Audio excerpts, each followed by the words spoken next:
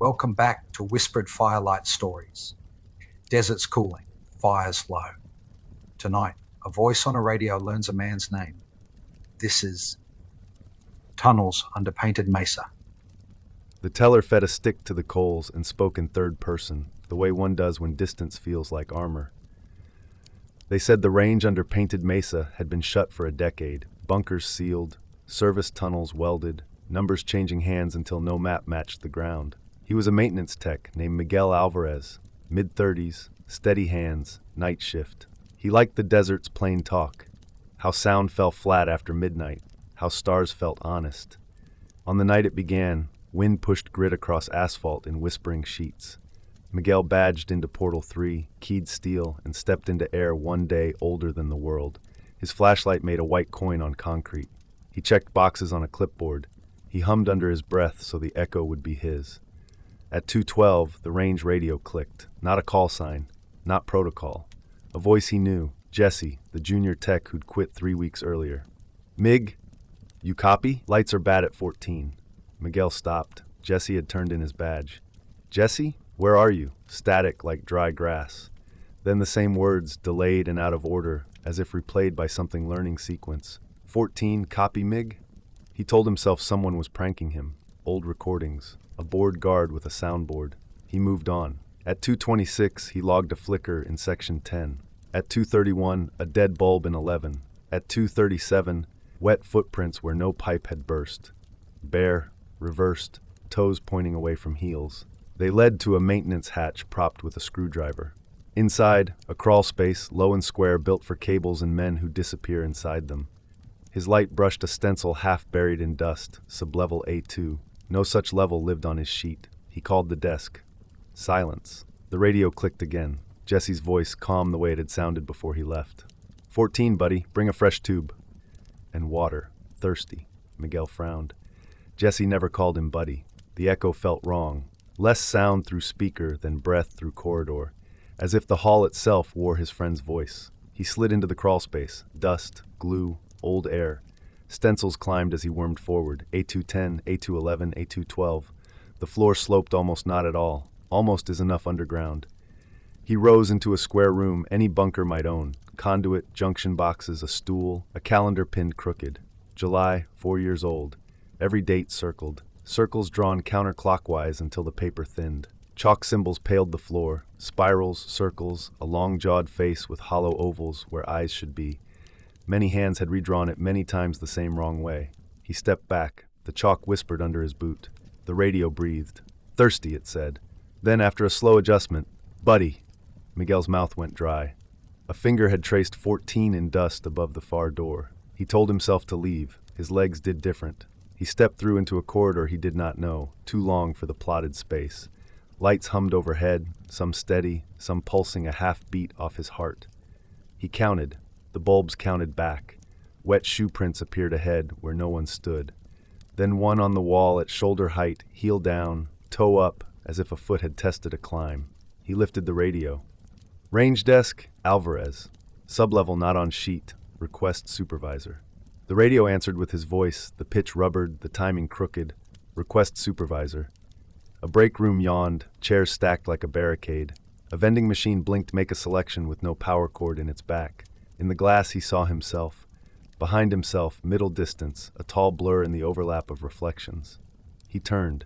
Nothing stood there. He looked back. The blur had moved a fraction closer. A door labeled CC-14 waited ajar by a hand's width. Miguel stood very still. Some moments are planned from both sides. He set his flashlight on the floor, pulled a fresh tube from his pack, the thing Jesse had asked for, rolled it into the dark. It rolled 3 inches and touched a bare foot. The foot slid back, toes first, heel last. A hand came forward, too many knuckles, tendons braided like cable, fingers curled around the tube. The tube rose. From the dark beyond the crack, breath shaped itself into a voice he missed. Mig, polite, asking to be believed. He didn't run at first. He was a fixer. He reached to close the door. The hand caught his wrist with the temperature of floor. Gentle, insistent. He pulled free, stepped back. The tall thing exhaled, the sound a person makes when smiling with no mouth. Buddy, he ran then. The corridor ran with him. Numbers reversed their minds. A213, A212, A211. A T-junction. Left felt like up. The floor disagreed. A second room mirrored the first. Same stool, same calendar, same chalk. This time October. Circles clockwise, thick as coins. A bare palm had pressed into dust and dragged down. He matched his hand to the print. Longer than his by a knuckle. Thinner where human hands are not. Behind him, the plugless vending machine trilled. Make a selection. In the glass at his shoulder, the tall shape leaned, as if to whisper in a friend's ear. He didn't turn. He walked backward to the door without letting the glass go. The radio hissed. His own words, shuffled like cards, came back to him. Desk, Alvarez, please. He tried to retrace by wrongness. The air older here, the slope arguing there, the place where light tugged as if thick. He found the screwdriver where the hatch had been propped. He did not find the hatch, only a seam in concrete where a seam should not hold. He sat on the floor. He thought of stars like salt spilled on tin, of his brother asleep in their cheap flat under a tap that whined brown, of Jesse leaving a badge and no forwarding address, of voices that wear friends like clothes. He set his breathing slow, the way a man leans his shoulder to a stuck door from the inside. When he lifted his head, Portal 3 stood ahead, security glass, faithful green glow, a steel rectangle promising the outside. Relief can be bait. He walked anyway. He badged. The reader chirped the sound night men dream of. The door opened. Desert wind. Stars. Freedom's first breath. He paused with one boot on concrete, one on sand. A single line of footprints led away from the threshold, bare, reversed. Beginning nowhere, continuing downhill, up the painted mesa shoulder, across a pale wash carved by floods into new maps each storm. Behind him, very close, warm breath touched the shell of his ear. Mig, it said. He did not turn. He did not speak. He lifted his trailing foot and set it on earth where no track waited for his weight. He followed the only line the night allowed, a wrong trail pressing deeper with every step, as if making room for him. Dawn found him perched on an old turret mount near the fence line, hands folded, eyes on tunnel mouths cut into rock. A range cop asked questions. Miguel did not answer for 2 days. When he did, he told the story in third person, as if it had happened to men who shared his bones. He said a thing below ground learns you in pieces. Your friends' names first, then your gait, then the sound you make right before you laugh. It doesn't chase, it waits where your root folds back. Section 14 is less a room than a decision. Refuse the voice that knows you too well. Count your own steps to the sky. He filed a report. Verify connectivity compromised. Grates, hatches in poor repair.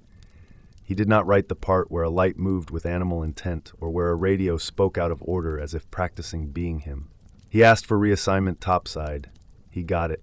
On certain winds, his CB keys itself and speaks one word 3 times in a voice that is his and not. Home, home, home. He turns the volume down. He leaves it on. Some debts you pay by listening. If you ever work that line, don't go down. If you must, don't talk first. And if the radio answers back, out of sequence, let the tunnel keep the voice it wants. You keep the one you need for breathing. That was the Tunnels Under Painted Mesa. If your fire's still warm, stay a little longer for more nights like this. Tap like, subscribe, and come back to the circle. There are always more stories waiting in the dark here at Whispered Firelight Stories.